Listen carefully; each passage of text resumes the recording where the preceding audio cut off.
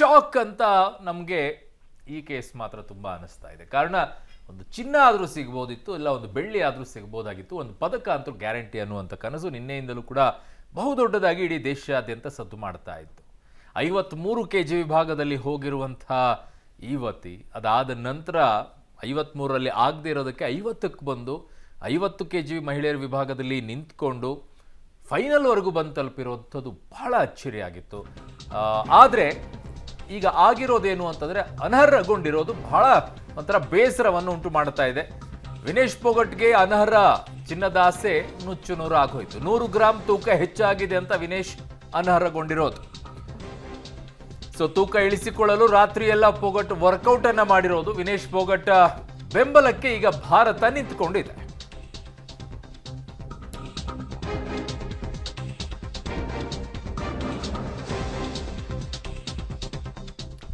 So ಮತ್ತೆ ಪುಟಿದೆದ್ದು ಬನ್ನಿ, ನಿಮ್ಮೊಂದಿಗೆ ನಾವಿದ್ದೀವಿ ಅಂತ ಅಭಯವನ್ನ ಈಗ ಪ್ರಧಾನಿ ಸೇರಿದಂತೆ ದೇಶದ ಬಹುತೇಕ ಎಲ್ಲರೂ ಕೂಡ ಹೇಳ್ತಾ ಇದ್ದಾರೆ.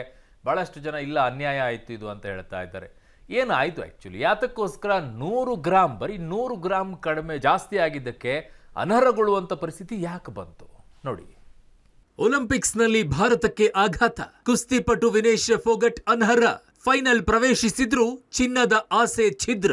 ಪ್ಯಾರಿಸ್ ಒಲಿಂಪಿಕ್ಸ್ನಲ್ಲಿ ಭಾರತಕ್ಕೆ ಬಿಗ್ ಶಾಕ್ ತಗುಲಿದೆ. ಭಾರತಕ್ಕೆ ಮಹಿಳೆಯರ ಕುಸ್ತಿ ವಿಭಾಗದಲ್ಲಿ ಚಿನ್ನದ ಪದಕ ಸಿಗುತ್ತೆ ಅಂತ ಕನಸು ಕಾಣ್ತಾ ಇದ್ದ ಕೋಟ್ಯಾಂತರ ಜನರ ಆಸೆ ನುಚ್ಚುನೂರಾಗಿದೆ. ಕುಸ್ತಿಯಲ್ಲಿ ಐತಿಹಾಸಿಕ ಚಿನ್ನದ ಪದಕ ಗೆಲ್ಲುವ ಭರವಸೆಯನ್ನ ಮೂಡಿಸಿದ್ದ ವಿನೇಶ್ ಫೋಗಟ್ಗೆ ಭಾರಿ ಆಘಾತ ಎದುರಾಗಿದೆ. 50 kg ಫ್ರೀಸ್ಟೈಲ್ ಕುಸ್ತಿಯಲ್ಲಿ ಭಾರತದ ಚಾಂಪಿಯನ್ ಕುಸ್ತಿಪಟು ಫೈನಲ್ಗೆ ದಾಪುಗಾಲಿಟ್ಟು ಕನಿಷ್ಠ ಬೆಳ್ಳಿ ಪದಕವನ್ನಾದರೂ ಖಾತ್ರಿಪಡಿಸಿದ್ರು. ಇದೀಗ ಫೈನಲ್ ಪಂದ್ಯಕ್ಕೂ ಮುನ್ನ ವಿನೇಶ್ ಫೋಗಟ್ ಅವರ ದೇಹದ ತೂಕ 100 ಗ್ರಾಂ ಹೆಚ್ಚಿದೆ ಅಂತ ಅನರ್ಹಗೊಳಿಸಲಾಗಿದೆ. ಭಾರತದ ಬಂಗಾರದ ಕನಸಿಗೆ 100 ಗ್ರಾಂ ಭಾರವಾಗಿದೆ. ಹೌದು, ಪ್ಯಾರಿಸ್ನಲ್ಲಿ ನಡೀತಿರುವಂತಹ ಒಲಿಂಪಿಕ್ಸ್ನಲ್ಲಿ ಮಹಿಳಾ ವಿಭಾಗದ ಕುಸ್ತಿಯಲ್ಲಿ ಭಾರತ ಚಿನ್ನವನ್ನು ಗೆಲ್ಲುವಂಥ ಎಲ್ಲ ಅವಕಾಶವನ್ನು ಪಡೆದುಕೊಂಡಿತ್ತು. ಫೈನಲ್ ಪಂದ್ಯಕ್ಕಿಂತ ಮುಂಚೆ 100 ಗ್ರಾಂ ತೂಕ ಹೆಚ್ಚಾಯಿತು ಅನ್ನೋ ಕಾರಣಕ್ಕೆ ಕುಸ್ತಿಪಟು ವಿನೇಶ್ ಫೋಗಟ್ ಅವರನ್ನ ಈಗ ಪಂದ್ಯದಿಂದ ಹೊರಗಿಡಲಾಗಿರುವಂಥದ್ದು, ಅವರನ್ನು ಅನರ್ಹಗೊಳಿಸಲಾಗಿದೆ. ಹೀಗಾಗಿ ಅವರು ಪಂದ್ಯದಲ್ಲಿ ಆಡ್ತಾ ಇಲ್ಲ. ಭಾರತದ ಚಿನ್ನದ ಕನಸು ಈಗ ಭಗ್ನವಾಗಿದೆ. ತೂಕ ಇಳಿಸಲು ರಾತ್ರಿ ಇಡೀ ವರ್ಕೌಟ್. 1 kg 850 ಗ್ರಾಂ ತೂಕ ಇಳಿಸಿಕೊಂಡಿದ್ದ ಫೋಗಟ್ ರಾತ್ರಿ ಇಡೀ ನಿದ್ದೆಗೆಟ್ಟು 1 kg 850 ಗ್ರಾಂ ತೂಕವನ್ನ ಫೋಗಟ್ ಇಳಿಕೆ ಮಾಡಿಕೊಂಡಿದ್ರು. ರಾತ್ರಿ ಎಲ್ಲ ಸೈಕ್ಲಿಂಗ್, ಜಂಪಿಂಗ್ ಮಾಡಿದ್ರು, ವರ್ಕೌಟ್ ಆಗ್ಲಿಲ್ಲ. ದೇಹದಲ್ಲಿನ ತೂಕ ಇಳಿಕೆಗೆ ರಕ್ತದಾನ, ಕೂದಲು ಕಟ್ ಮಾಡಿದ್ರೂ ಕೂಡ ಪ್ರಯೋಜನವಾಗಲಿಲ್ಲ. ದೇಹದಲ್ಲಿ ನೀರಿನ ಅಂಶ ಕಡಿಮೆ ಆಗಿದ್ರಿಂದ ಫೋಗಟ್ ಆಸ್ಪತ್ರೆಗೆ ದಾಖಲಾಗಿದ್ದಾರೆ. ಒಲಿಂಪಿಕ್ಸ್ ನಿಂದಲೇ ಫೋಗಟ್ ಹೊರಬಿದ್ದಿದ್ದರಿಂದ ಈಗ ಯಾವುದೇ ಪದಕ ಸಿಗಲ್ಲ.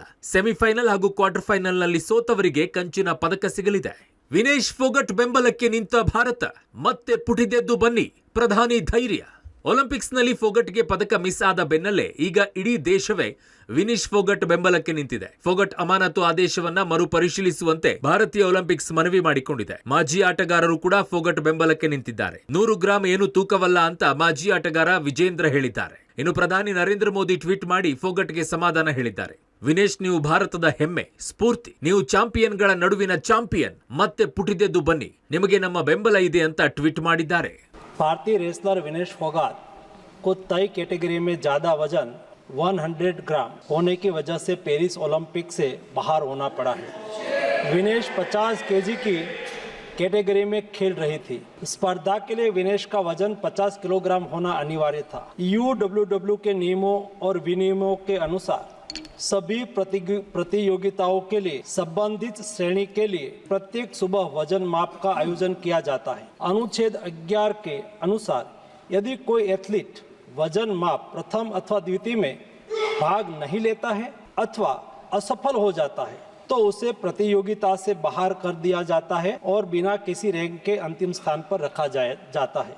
ವಿನೇಶ್ ಫೋಗಟ್ ಫೈನಲ್ ಪಂದ್ಯದಿಂದ ಅನರ್ಹ ಆಗ್ತಿದ್ದಂತೆ ಇಡೀ ಭಾರತ ಅವರ ಬೆನ್ನಿಗೆ ನಿಂತಿದೆ, ಬೆಂಬಲವನ್ನು ವ್ಯಕ್ತಪಡಿಸ್ತಾ ಇದೆ. ಮಾಜಿ ಆಟಗಾರರು ಕೂಡ 50ರಿಂದ 100 ಗ್ರಾಂ ಇದೊಂದು ತೂಕವಲ್ಲ, ಅನರ್ಹ ಮಾಡಲಿಕ್ಕೆ ಇದೊಂದು ಕಾರಣ ಅಲ್ಲ ಅನ್ನುವಂಥ ನಿಟ್ಟಿನಲ್ಲಿ ಅಭಿಪ್ರಾಯವನ್ನು ಕೂಡ ವ್ಯಕ್ತಪಡಿಸ್ತಾ ಇದ್ದಾರೆ. ಪ್ರಧಾನಿ ನರೇಂದ್ರ ಮೋದಿ ಅವರು ಕೂಡ ಟ್ವೀಟ್ ಮಾಡಿ ನೀವು ಚಾಂಪಿಯನ್ಗಳ ಚಾಂಪಿಯನ್ ಅಂತ ಧೈರ್ಯ ತುಂಬುವಂಥ ಕೆಲಸವನ್ನು ಮಾಡಿದ್ದಾರೆ.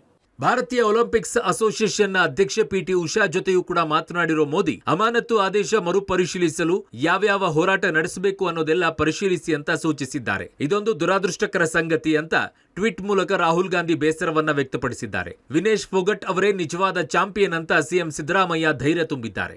ಕೂದಲೆಳೆಯ ಅಂತರದಲ್ಲಿ ಫೈನಲ್ ಪಂದ್ಯ ಆಡುವುದರಿಂದ ವಿನೇಶ್ ಫೋಗಟ್ ಅವಕಾಶ ಕಳೆದುಕೊಂಡಿದ್ದು ಅವರ ಅನರ್ಹತೆ ಪ್ರಶ್ನಿಸಿ ದೂರು ನೀಡಲು ಭಾರತ ಒಲಿಂಪಿಕ್ಸ್ ಅಸೋಸಿಯೇಷನ್ ನಿರ್ಧರಿಸಿದೆ. 100 ಗ್ರಾಂ ಹೆಚ್ಚಾಯಿತು ಅನ್ನುವಂಥದ್ದು ಭಾರತದ ಬಂಗಾರದ ಕನಸನ್ನ ಭಗ್ನ ಮಾಡಿದೆ. ಈ ನಿಯಮದ ವಿರುದ್ಧ, ಈ ತೀರ್ಮಾನದ ವಿರುದ್ಧ ಈಗ ಭಾರತದ ಒಲಿಂಪಿಕ್ ಅಸೋಸಿಯೇಷನ್ ದೂರು ದಾಖಲಿಸಲಿಕ್ಕೆ ನಿರ್ಧಾರವನ್ನ ಮಾಡಿದ್ದು ಕಾನೂನು ಹೋರಾಟಕ್ಕೂ ಕೂಡ ಸಿದ್ಧತೆಯನ್ನ ಮಾಡಿಕೊಳ್ತಾ ಇದೆ. ಕ್ಯಾಮರಾ ಪರ್ಸನ್ ಜಿತೇಂದ್ರ ಕುಮಾರ್ ಜೊತೆ ಶಬ್ಬೀರ್ ಇಡಗುಂದಿ, ಪಬ್ಲಿಕ್ ಟಿವಿ, ನವದೆಹಲಿ. ಪ್ಯಾರಿಸ್ ಒಲಿಂಪಿಕ್ಸ್ನಲ್ಲಿ ಯಾರೂ ಕೂಡ ನಿರೀಕ್ಷೆ ಮಾಡದಂತಹ ಶಾಕ್ ಭಾರತಕ್ಕೆ ಎದುರಾಯಿತು. ಸ್ವರ್ಣ ಕನಸಿನ ಗೋಪುರವನ್ನು ಅವರು ನಿರ್ಮಾಣ ಮಾಡಿದರು ವಿನೇಶ್ ಫೋಗಟ್. ಬಟ್ ಆ ಕನಸು ಈಡೇರೋ ಮುನ್ನವೇ ಎಲ್ಲವೂ ಕೂಡ ಭಗ್ನ ಆಯಿತು. ಕಾರಣ ಒಲಿಂಪಿಕ್ಸ್ ಸಮಿತಿ ಪ್ರಯೋಗಿಸಿದಂತಹ ಅಸ್ತ್ರ.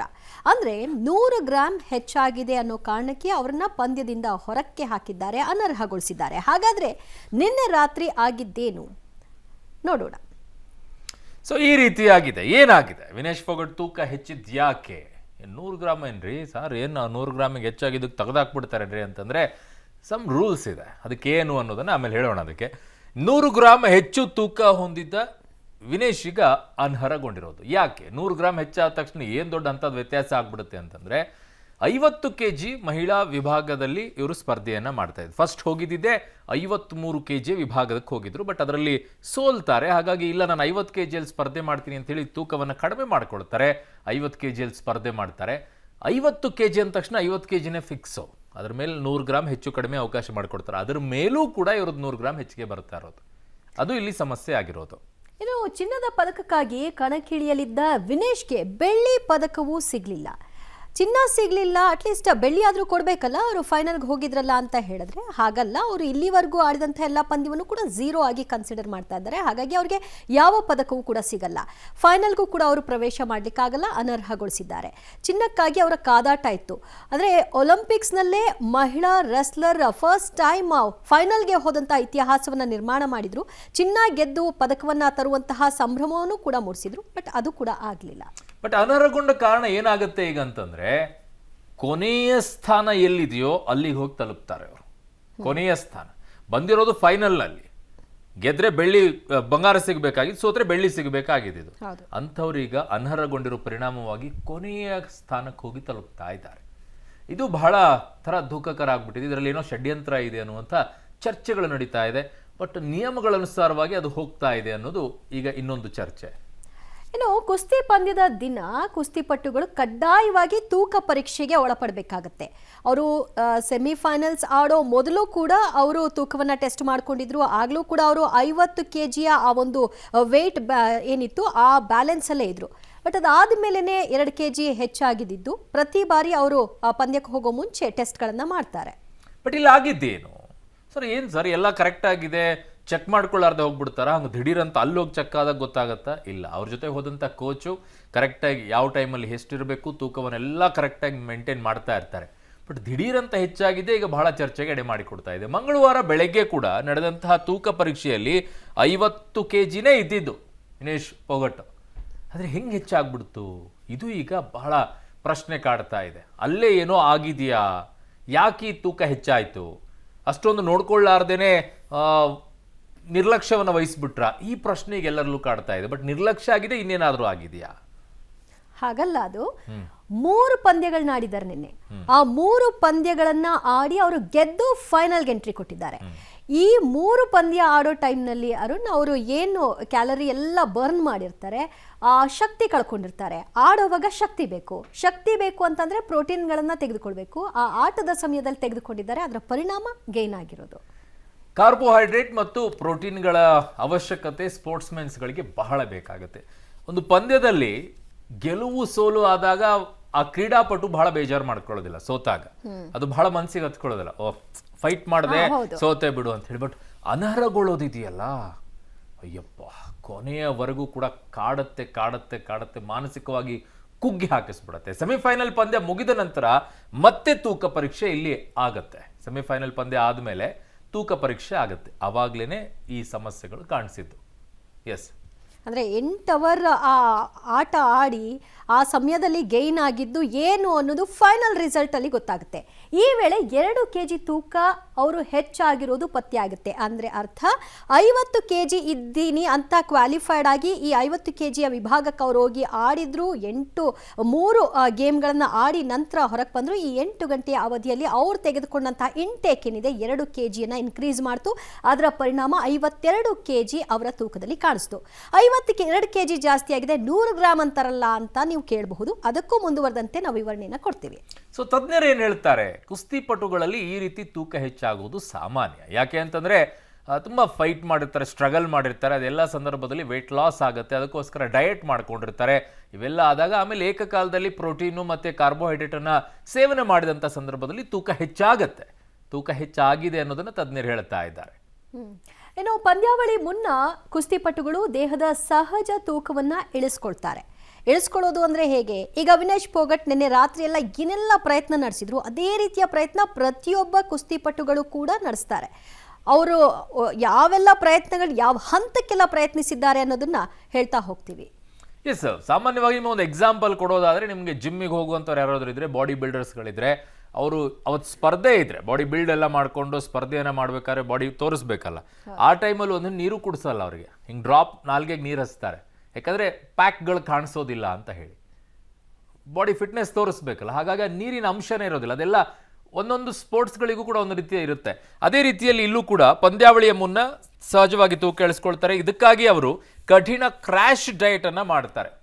ಡಯಟ್ ಮಾಡೋದು ಬೇರೆ, ಕ್ರ್ಯಾಶ್ ಡಯಟ್ ಬೇರೆ, ಅದು ತುಂಬ ಸ್ಟ್ರಿಕ್ಟ್ ಆಗಿರುತ್ತೆ. ಏನು ಕ್ರ್ಯಾಶ್ ಡಯಟು ನೋಡೋಣ. ಒಮ್ಮೊಮ್ಮೆ 24 ಗಂಟೆಗಳ ಈ ಅವಧಿ ಏನಿದೆ, ಆಹಾರವನ್ನು ಅವರು ಸೇವನೆ ಮಾಡೋದೇ ಇಲ್ಲ. ಎಂಥದ್ದೇ ಆಹಾರವನ್ನು ಅವರು ಸೇವನೆ ಮಾಡೋಲ್ಲ, ನೀರು ಕೂಡ ತಗೊಳ್ಳಲ್ಲ, ಯಾವುದೇ ಜ್ಯೂಸ್ಗಳನ್ನು ಕೂಡ ತಗೊಳ್ಳಲ್ಲ. ಈ ರೀತಿಯಾಗಿ ಸ್ಟ್ರಿಕ್ಟ್ ಆಗಿ ಫಾಲೋ ಮಾಡಲಾಗುತ್ತೆ ಈ 24 ಗಂಟೆಗಳ ಅವಧಿಯಲ್ಲಿ. ಅತಿ ಮುಖ್ಯವಾಗಿ ಉಪ್ಪು ಹುಳಿ ಖಾರ ತ್ಯಜಿಸ್ತಾರೆ. ಸರ್, ಉಪ್ಪು ಹುಳಿ ಖಾರದಿಂದ ದಪ್ಪ ಆಗ್ತಾರ ಅಂತ? ಶುಗರಿಂದ ಅಲ್ವಾ ಸರ್, ಸಕ್ಕರೆಯಿಂದ ದಪ್ಪ ಆಗ್ತಾರೆ. ಉಪ್ಪು ಹುಳಿ ಖಾರನೂ ಅಷ್ಟೇ. ಉಪ್ಪು ನಿಮಗೆ ತಿಂದಷ್ಟು ನೀರು ಜಾಸ್ತಿ ಕೊಡಿಸುತ್ತೆ, ನೀರಿನ ಅಂಶ ಜಾಸ್ತಿ ಇದ್ದಷ್ಟು ನಿಮ್ಮ ಬಾಡಿಯಲ್ಲಿ ವೇಟ್ ಜಾಸ್ತಿ ಆಗುತ್ತೆ. ಸೊ ಹಾಗಾಗಿ ಆ ಉಪ್ಪು ಸೇವನೆ ಮಾಡಲ್ಲ, ಹುಳಿನೂ ಸೇವನೆ ಮಾಡಲ್ಲ, ಖಾರನೂ ಸೇವನೆ ಮಾಡಲ್ಲ. ಇಲ್ಲೆಲ್ಲ ಮಾಡೋದ್ರಿಂದ ನೀರಿನ ಅಂಶ ಜಾಸ್ತಿ ಹೋಗುತ್ತೆ, ವರ್ಕೌಟ್ ಮಾಡೋಕ್ಕಾಗೋದಿಲ್ಲ ಅಂತ. ಕೆಲವೊಮ್ಮೆ ಗಂಟೆಗಟ್ಟಲೆ ನೀರನ್ನೇ ಕುಡಿಯೋದಿಲ್ಲ. ಇವೆಲ್ಲವೂ ಕೆಲವು ಸ್ಪೋರ್ಟ್ಸ್ಗಳಲ್ಲಿ ಅದಕ್ಕೆ ಟ್ರೈನಿಂಗನ್ನು ಕೊಡುವಂಥ ಟೈಮಲ್ಲಿ ಮಾಡಿಸ್ತಾರೆ. ಇದು ಅವಶ್ಯಕನಾ ಅಂತಂದರೆ, ಇಂತಹ ಒಲಿಂಪಿಕ್ಸ್ಗಳಲ್ಲಿ ಸ್ಪರ್ಧೆ ಮಾಡಬೇಕು, ಗೆಲುವನ್ನು ಹೋಗಬೇಕು, ದಾಖಲು ಮಾಡಬೇಕು ಅಂದರೆ ಸಹಜವಾಗಿ ಬೇಕೇ ಬೇಕು. ತೂಕ ನಿಯಂತ್ರಣಕ್ಕೆ ಇಂತಹ ಕಠಿಣ ಕಸರತ್ತುಗಳ ಅವಶ್ಯಕತೆ ಇದ್ದೇ ಇದೆ. ಸೊ ಹಾಗಿದ್ದಾಗ ಏನಾಯಿತು? ಬೆಳಗ್ಗೆ ಸರಿಯಾಗಿಯೇ ಇದ್ದಂಥ ತೂಕ ರಾತ್ರಿ ವೇಳೆಗೆ 2 kg ಹೆಂಗೆ ಹೆಚ್ಚಾಯಿತು? ನಾರ್ಮಲ್ ಆಗಿ ಬೆಳಗ್ಗೆ ಚೆಕ್ ಮಾಡಿದ್ದಾರೆ 50 kg ಇದ್ದಿದ್ದು, ರಾತ್ರಿ ವೇಳೆಗೆ ಅಷ್ಟೊತ್ತಿಗೆ 2 kg ಹೆಂಗಾಯಿತು ಅಂತ ಹೇಳಿ. ನಿನ್ನೆ 7 ರಿಂದ 8 ಗಂಟೆಗಳ ಅವಧಿಯಲ್ಲಿ 3 ಪಂದ್ಯಗಳನ್ನು ಅವರು ಆಡಿದ್ದಾರೆ. ಈ 3 ಪಂದ್ಯಗಳ ಅವಧಿಯಲ್ಲಿ ಅವರು ವೆಯ್ಟ್ ಗೇನ್ ಮಾಡಿದ್ದಾರೆ. ಅದೇ ವೆರಿ ಇಂಪಾರ್ಟೆಂಟ್ ಪಾಯಿಂಟ್. ಸೊ ಏನಾಗಿದೆ ಅಂತಂದ್ರೆ, ದೇಹದಲ್ಲಿ ಶಕ್ತಿ ಮತ್ತು ಚೈತನ್ಯವನ್ನು ವೃದ್ಧಿಸೋಕೆ ನಿನ್ನೆ ಕಾರ್ಬೋಹೈಡ್ರೇಟ್ ಆಹಾರವನ್ನು ಕೊಡ್ತಾರೆ. ಲೈಕ್ ರೈಸ್ ಇಲ್ಲ ಚಪಾತಿ, ಇವೆಲ್ಲ ಕಾರ್ಬೋಹೈಡ್ರೇಟ್ ಇರುವಂಥ ಅಂಶ. ಹಾಗಾಗಿ ಅದನ್ನು ಸೇವನೆ ಮಾಡಿದರೆ ಅದು ವೆಯ್ಟ್ ಜಾಸ್ತಿ ಆಗಿದೆ ಅಂತಿದ್ದಾರೆ. ಉಪ್ಪಿನ ಅಂಶ ಇರುವಂತಹ ಆಹಾರ ಸೇವನೆ ಮಾಡಿರುವಂತಹ ಸಾಧ್ಯತೆ ಇದೆ, ಅದರ ಪರಿಣಾಮವಾಗಿ ವೆಯ್ಟ್ ಗೇನ್ ಆಗಿರಬಹುದು ಅಂತ ಅಂದಾಜಿಸಲಾಗ್ತಿದೆ. ಸೊ ಹಾಗಾಗಿನೇ 2 kg ತೂಕ ಜಾಸ್ತಿ ಆಗಿದೆ ಅಂತ ಒಂದು ಲೆಕ್ಕ ಇದೆ. ಬಟ್ ಇನ್ನೂ ಕೂಡ ಕ್ಲಿಯರ್ ಬೇಕಾಗಿದೆ, ಏನು ತಿಂದ್ರು ಅವರು, ಯಾಕೆ ಅಷ್ಟೊಂದು ವೆಯ್ಟ್ ಗೇನ್ ಆಯಿತು ಏಕಕಾಲದಲ್ಲಿ ಅಂತ ಹೇಳಿ. ಸೊ 2 kg ತೂಕ ಜಾಸ್ತಿ ಆಯಿತು. ಎಲ್ಲ ಕುಸ್ತಿಪಟುಗಳಲ್ಲೂ ಕೂಡ ಈ ರೀತಿಯ ತೂಕ ಹೆಚ್ಚಳ ಸಾಮಾನ್ಯವಾಗಿರುವಂತಹ ಪ್ರಕ್ರಿಯೆ. ತೂಕ ಹೆಚ್ಚಳ ಆಗೋದು, ಅದನ್ನು ಕಡಿಮೆ ಮಾಡ್ಕೊಳ್ಳೋದು ಎಲ್ಲವೂ ಕೂಡ ಸಾಮಾನ್ಯ. ಬಟ್ ಕುಸ್ತಿಪಟುಗಳು ಹೆಚ್ಚುವರಿ ತೂಕವನ್ನು ಬಹಳ ಟೈಮ್ ತಗೊಳ್ಳಲ್ಲ. ಅವರು ಕೆಲವೇ ಗಂಟೆಗಳಲ್ಲಿ ಬೆವರಲ್ಲಿ ಇಳಿಸ್ಬಿಡ್ತಾರೆ. ಆ ರೀತಿಯಾಗಿ ಕುಸ್ತಿಪಟುಗಳಲ್ಲಿ ಇರ್ತಾರೆ. ವಿನೇಶ್ ಫೋಗಟ್ ಕೂಡ 2 kg ಹೆಚ್ಚುವರಿ ತೂಕವನ್ನು ಇಳಿಸ್ಕೊಳ್ಳಿಕ್ಕೆ ಕಠಿಣ ಶ್ರಮವನ್ನು ಹಾಕಿದ್ದಾರೆ. ಆ ಶ್ರಮ ಏನು ನೋಡಿ. ನಿನ್ನೆ ರಾತ್ರಿ ಇಡೀ ನಿದ್ದೆ ಮಾಡಿಲ್ಲ. ನೀವು ನಿದ್ದೆ ಮಾಡದೇ ಇದ್ರೂ ಕೂಡ ನಿಮ್ಮ ವೆಯ್ಟ್ ಲಾಸ್ ಆಗುತ್ತೆ. ಚೆಕ್ ಮಾಡಿಬೇಕಿದ್ರೆ ನೀವು ಕೂಡ ವೆಯ್ಟ್ ಲಾಸ್ ಆಗುತ್ತೆ. ನಿದ್ದೆ ಚೆನ್ನಾಗಿ ಮಾಡಿದ್ರೆ ಚೆನ್ನಾಗಿರುತ್ತೆ ವೇಟು, ನಿದ್ದೆ ಮಾಡದೇ ಇದ್ರೆ ವೆಯ್ಟ್ ಲಾಸ್ ಆಗುತ್ತೆ. ಅದು ಒಂದಾದರೆ ಸ್ಕಿಪ್ಪಿಂಗ್ ಮಾಡಿದ್ದಾರೆ, ಸೈಕ್ಲಿಂಗ್ ಮಾಡಿದ್ದಾರೆ, ಜಾಗಿಂಗ್ ಮಾಡಿದ್ದಾರೆ. ಅಂದರೆ ಸ್ವೆಟ್ ಔಟ್ ಮಾಡಬೇಕು, ಕಂಪ್ಲೀಟ್ ನೀರಿನ ಅಂಶ ಹೊರಗೆ ಹಾಕಬೇಕು, ಅಷ್ಟು ಕಸರತ್ತುಗಳನ್ನ ಮಾಡಿದ್ದಾರೆ. ಸೊ ರಾತ್ರಿ ಊಟ ಕೂಡ ಮಾಡಿಲ್ಲ. ಅಂದರೆ ಒಬ್ಬ ಸ್ಪೋರ್ಟ್ಸ್ ಮ್ಯಾನಿಗಿರೋದು ಒಂದೇ, ನಾನು ಈ ಗೇಮಲ್ಲಿ ಗೆಲ್ಲಬೇಕು, ನಾನೊಂದು ಪದಕ ತರಬೇಕು ನನ್ನ ದೇಶಕ್ಕೋಸ್ಕರ ಅಂತೇಳಿ. ಅದೊಂದೇ ಕಾಣಿಸ್ತಾ ಇರುತ್ತೆ. ಊಟ ಗೀಟ ಎಲ್ಲ ಇಲ್ಲ. ಅದಕ್ಕೋಸ್ಕರ ಪಾಪ ಶ್ರಮ ಪಟ್ಟಿದ್ದಾರೆ.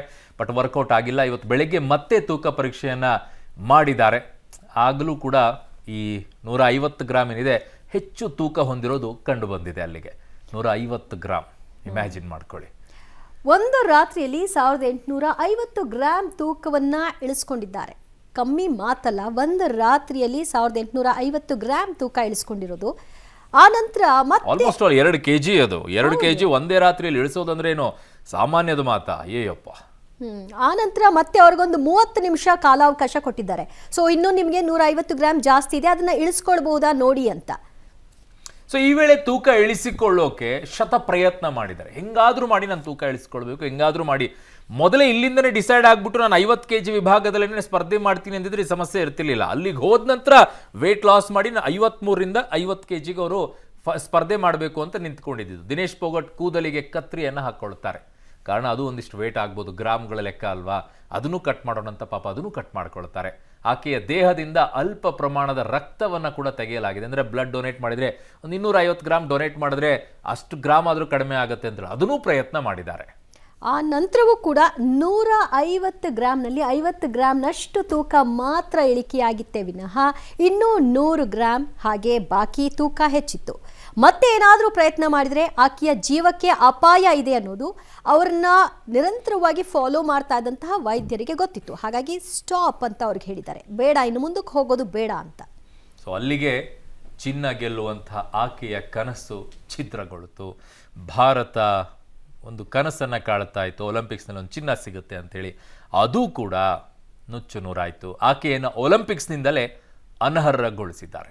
ಬಟ್ ಏನಾದರೂ ಅವಕಾಶ ಇದೆ ಅಂತಂದರೆ ಸದ್ಯಕ್ಕೆ ಯಾವ ಅವಕಾಶಗಳು ಕೂಡ ಇಲ್ಲ, ಅನರ್ಹಗೊಂಡಿದ್ದಾರೆ ಅಷ್ಟೇ. ಇನ್ನು ವಿಚಾರದಲ್ಲಿ ಮುಂದೆ ಬರೋದಾದರೆ ವಿನೇಶ್ ಫೋಗಟ್ ಅನರ್ಹ ಬಗ್ಗೆ ಲೋಕಸಭೆಯಲ್ಲೂ ಕೂಡ ಇವತ್ತು ಮಾಹಿತಿಯನ್ನು ನೀಡಿದರು. ಕ್ರೀಡಾ ಸಚಿವ ಮನ್ಸುಖ್ ಮಾಂಡವಿಯಾ ಮಾಹಿತಿಯನ್ನು ನೀಡಿದ್ದಾರೆ. ವಿನೇಶ್ ತರಬೇತಿಗೆ 70ರಿಂದ 75 ಲಕ್ಷ ಖರ್ಚು ಮಾಡಲಾಗಿದೆ. ವಿದೇಶಿ ಕೋಚ್ ಫಿಸಿಯೋದಿಂದ ತರಬೇತಿಯನ್ನು ಕೊಟ್ಟಿದ್ದಾರೆ. ಸೊ ಫೋಗಟ್ ತರಬೇತಿ ವಿಚಾರದಲ್ಲಿ ಯಾವುದೇ ತಾರತಮ್ಯ ಮಾಡಿಲ್ಲ ಅನ್ನುವಂಥ ಸ್ಪಷ್ಟನೆಯನ್ನು ಕೂಡ ಕೊಟ್ಟಿದ್ದಾರೆ. ಲೋಕಸಭೆಯಲ್ಲಿ ಕೇಂದ್ರ ಸಚಿವ ಮಾಂಡವಿಯಾ ಹೇಳಿಕೆಯನ್ನು ಕೊಟ್ಟಿರೋದು. ಇನ್ನೊಂದೆಡೆ ಭಾರತೀಯ ಒಲಿಂಪಿಕ್ಸ್ ಅಸೋಸಿಯೇಷನ್ನಿಂದಲೂ ಕೂಡ ಸ್ಪಷ್ಟನೆ ಇದೆ.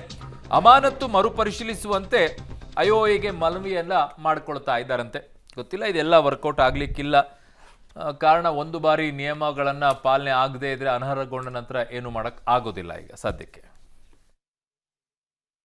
7 अगस्त 2024 को 50 किलोग्राम महिला कुश्ती के लिए वजन का निर्धारण 7:15 और 7:30 पेरिस समय के अनुसार रेपोचेज और फाइनल में भाग लेने वाले पहलवानों के लिए किया गया था. विनेश का वजन 50 किलो 100 ग्राम पाया गया, इसलिए वे स्पर्धा के लिए अयोग्य घोषित की गई. इस मामले को लेकर भारतीय ओलंपिक संघ ने अंतर्राष्ट्रीय कुश्ती संघ से कड़ा विरोध भी दर्ज किया है. नेशनल भारतीय ओलंपिक संघ की अध्यक्षा पीटी उषा भी अभी पेरिस में है. प्रधानमंत्री जी ने स्वयं उसके साथ बातचीत करके उचित कार्यवाही करने के लिए, उचित एक्शन लेने के लिए भी उसको कहा गया है. विनेश मंगलवार 6 अगस्त को 3 मुकाबले जीतकर 50 kg रेसलिंग ओलंपिक में फाइनल में पहुंचने वाली पहली भारतीय महिला रेसलर बनी थी. Vinesh disqualification is very shocking, and I met Vinesh at the Olympic Village Polyclinic a short while ago and assured her complete support of the Indian Olympic Association, Government of India and the whole country. We are providing Vinesh all medical and emotional support. The Wrestling Federation of India has filed an appeal to UWW to consider the decision to disqualify Vinesh, and IOA is following that up in the strongest possible manner.